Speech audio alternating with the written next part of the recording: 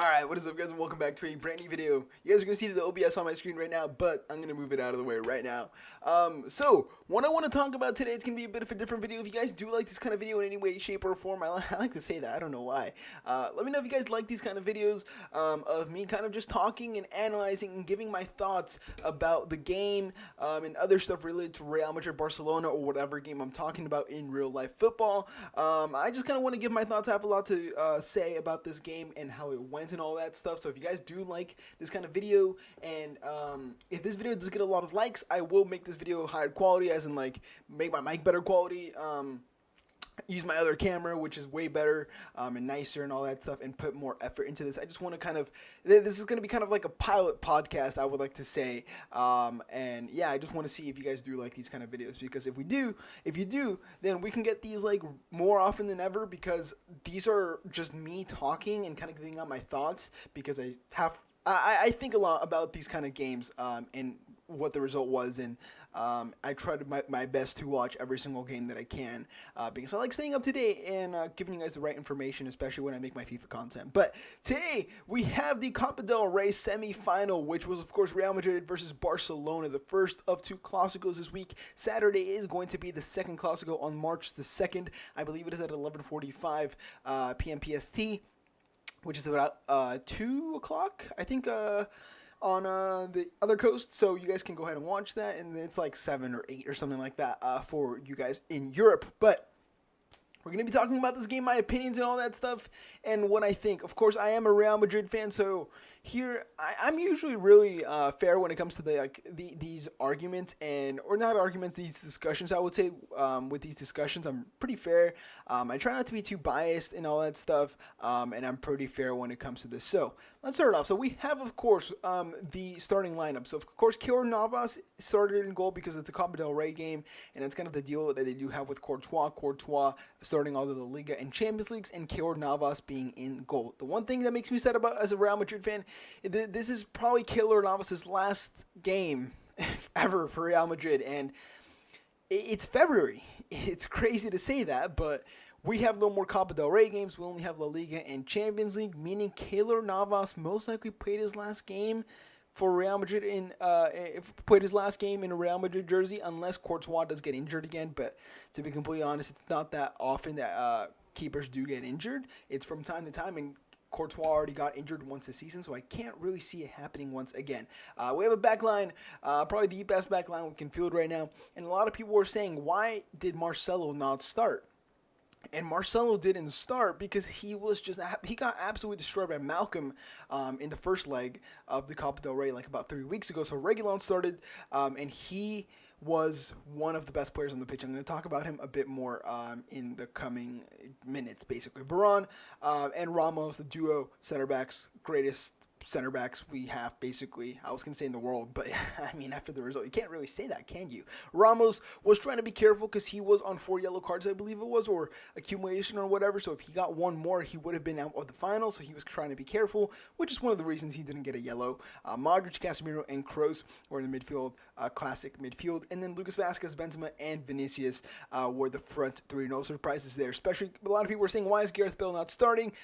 Just Solari really likes Lucas Vázquez, and he really starts him most of the time. So people shouldn't have really expected Bale to start. We have Suarez and Messi up top with Dembele, Rakitic, Busquets, and Sergio Roberto, with Jordi Alba, Langley, Piqué, Semedo, and Andre Ter Stegen. Now, let's talk about the best players on the pitch, in my opinion, in this game. So, Reguilón and Vinicius were undoubtedly the two best players on the pitch. You can't make an argument for that at all, and you can't say any other player was better, because that is just nonsense, man. Reguilón, Vinicius, man, these dudes absolutely lit it up, man. These guys are so young. Reguilón coming from Castilla, and Vinicius technically coming from Castilla, but in his first season, his second ever Clásico, his first Clásico, he showed what he was capable of, and he took on players, he created chances, he got through on goal, he got some chances on goal, and he missed them. This game, basically the same thing, man. This dude can't finish, and it's annoying because I have seen Vinicius play, literally. He is what Real Madrid is now, and it's crazy to think that an 18-year-old is Real Madrid now, is the face of Real Madrid, because without him, we would not have had as many chances as we had. And of course, the scoreline is kind of just tells something else.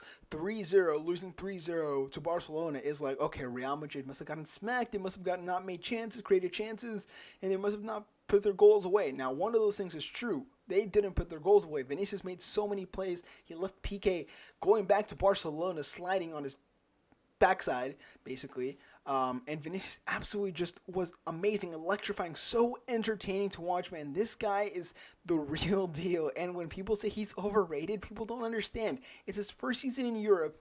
He came from Brazil. He was playing for Castilla, the second in the second division of La Liga in the beginning of the season. And if Lopetegui didn't get sacked, then Solari would have probably never played him, which is kind of, or Solari, or Vinicius wouldn't have played if we didn't change coaches, basically. But Reguilon and Vinicius were the best players.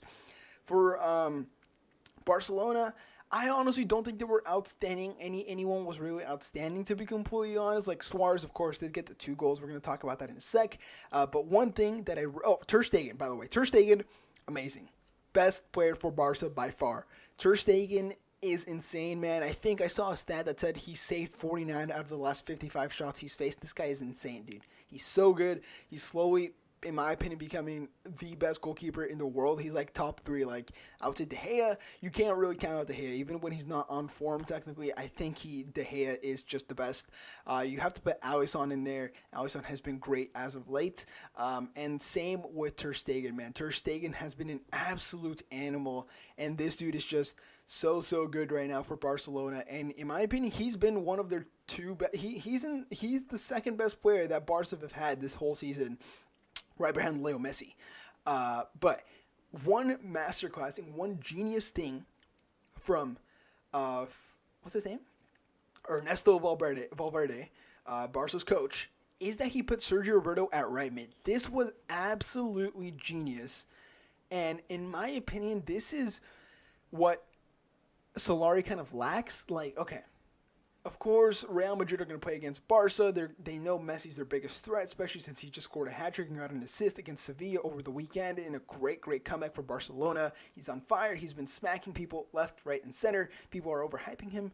Cough, cough. I'm just kidding, by the way. Don't get mad at that. So, obviously, the Real Madrid midfield is going to be focused on man-marking Messi and kind of just isolating him of the game, which is what he kind of did. And in my opinion, I don't even think they really isolated him. I just don't think Messi had that big of an influence this game, and he just didn't do much. He just didn't really play well.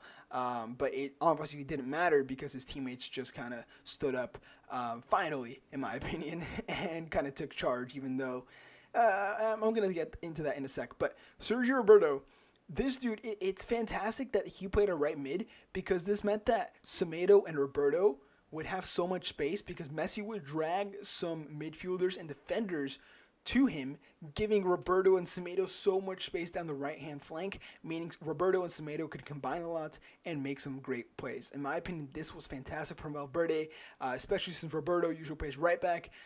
Sergi is so experienced going down and up the right-hand side, meaning Sergio Roberto and Semedo could like be a defensive duo or could be a defensive attacking duo as well. Speaking of Semedo got destroyed by Vinicius and Reguilon. He got absolutely tormented. I almost said horrified, but that doesn't really sound right.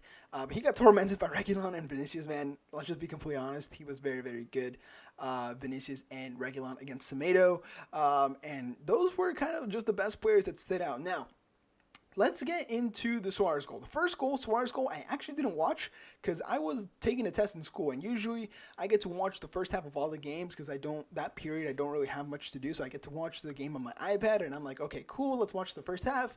But I had the test and it took me 45 minutes from 12 to 12:45. So I couldn't watch the first half. Like as soon as I ended the test, I turned on my iPad. I started watching the game. I watched 10 seconds and the half ended. And I'm like, God dang it, dude. And well, that was that. And I know the goal wasn't in this first half, it was in the second half, and I was walking home. I was actually running home to watch this game. I was running home, and Suarez scored the first goal, so that was that. What time was the first goal? So the first goal was in the 50th minute, okay? So the 50th minute. Then the Varane goal at the 69th minute meant that that goal was kind of just cheese. I'm not going to lie. Like, it was just a cross into into the middle of the park, into the middle of the box, I should say, by Dembele, which was a great cross, by the way. And Varane, and I felt like it was just kind of unlucky because there were so many people in the box. But I felt like that was going to be a goal either way. And after that happened, 4 minutes later, it was Suarez versus Casemiro one-on-one on the left-hand side of the box. Excuse me. And then Casemiro literally just stepped on Suarez's foot. In my opinion, really good from Suarez, using the body feint and all that stuff to his advantage, knowing that Casemiro was most likely going to foul him just because all the emotions of getting like frustrated and all that stuff. And that's what just kind of has happened to Real Madrid, man. Like last year with Zizou or Zidane, you go 1-0 down, and Real Madrid starts fighting back, and they start making these crazy plays and comebacks, and they start actually scoring. But this year, it's like, okay, we're 1-0 down, we're creating chances, we're not putting them away. And when one thing goes wrong, the Varane own goal, we collapse. And that's exactly what happened. The Varane own goal came. Varane got kind of injured, was on the floor crying just for a couple secs. And then the 73rd minute penalty Panenka from Suarez, man. That dude, that was a nice pen. That was a nice pen, I'm not going to lie. And then we have the subs. We had Valverde, Marco Asensio, and Gareth Bale who came on. Dude, I saw Asensio and Gareth Bale both literally just shoot the ball outside the stadium twice. And I was like, oh my God, what is going on?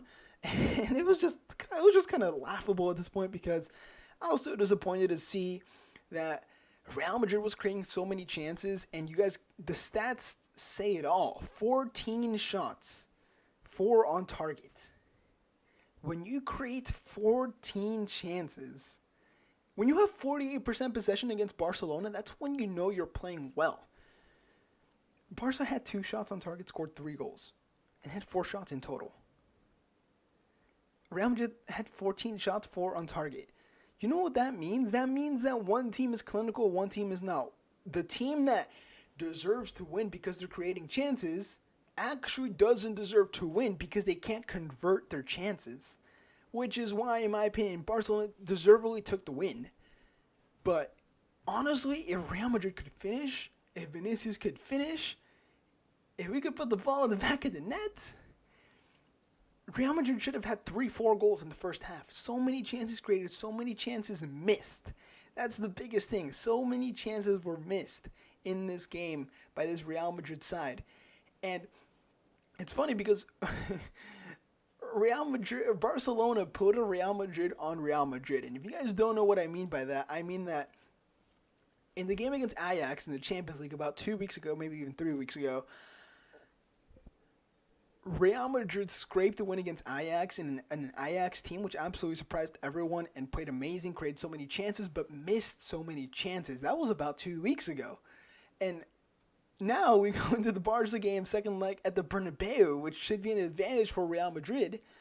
And we go into the game, and we create so many chances. We missed a bunch of the chances, and Barcelona ends up winning 3-0 after a complete collapse from Real Madrid. So Barca folded Real Madrid on Real Madrid is basically what I'm trying to say. But, man, how I said, standout players, Reguilon Jr., Vinicius Jr., Ter Stegen. Those 3 were the best players on the pitch today. Ter Stegen is an absolute animal, man. I can't express it enough. He's been very, very good. But Suarez has been lacking in form lately, and I still think he is, but after this game, that Panenka penalty, man, especially after he's been out of form, that Panenka penalty literally might have gotten him right back onto form. But, man, it's going to be interesting to see what happens on Saturday. It's going to be interesting to see what Solari does change. In my opinion, he has to keep he's going to bring on Courtois once again. I don't know if these 2 are going to be the center backs. I think they will be. Carvajal, if he's going to start, I'm not too sure. I don't know how he played, but I heard some things that he might have not played well, which means he might not play, but I think he has to play just because there's Odriozola's not going to cut it at right back spot, especially defending against Dembele. So Carvajal's going to have to start at right back. Reguilon has to start at left back, man. You can't bench this guy after the performance he had. Kroos, Casemiro, and Modric should be the midfield, but I honestly wouldn't be surprised if Casemiro got dropped for Llorente. This dude right here, where is he? He's not here. Okay. Is he injured? I feel like I should know that, but I don't think he's injured. Valverde might come on for Casemiro, and hopefully, see, this is what I want. I want Benzema, Vinicius, and Bale to start. I want Lucas Vazquez to come on. That's what I'd rather have, but I think Lucas is just going to start once again. Some things that I want to see also, I want to see Mariano come back. I want to see Isco get on the match. I want to see Isco get on the team, get on the bench, at least something, man. Solar just doesn't like Isco. That's the problem. And then this Barcelona side, honestly, I can't see Semedo starting. I could see Sergio Roberto moving back, and then I could see someone like Arthur stepping in for one of these guys and going in here once again. And I could see Umtiti making a comeback at the center back spot instead of Longley. And Ter Stegen is not going anywhere, man. This dude literally almost won them the game basically because he played very, very well, and he is just on fire right now. But yeah, guys, this is World with the video. I talked a lot. 15 minutes, man. If you guys want more of these kind of videos, if you guys stick all the way through, I appreciate you guys. But yeah, let me know if you guys do like these kind of videos by dropping a like on this video. Thank you guys so much for watching. I'll see you guys in the next video. Have a nice day, and I'm out.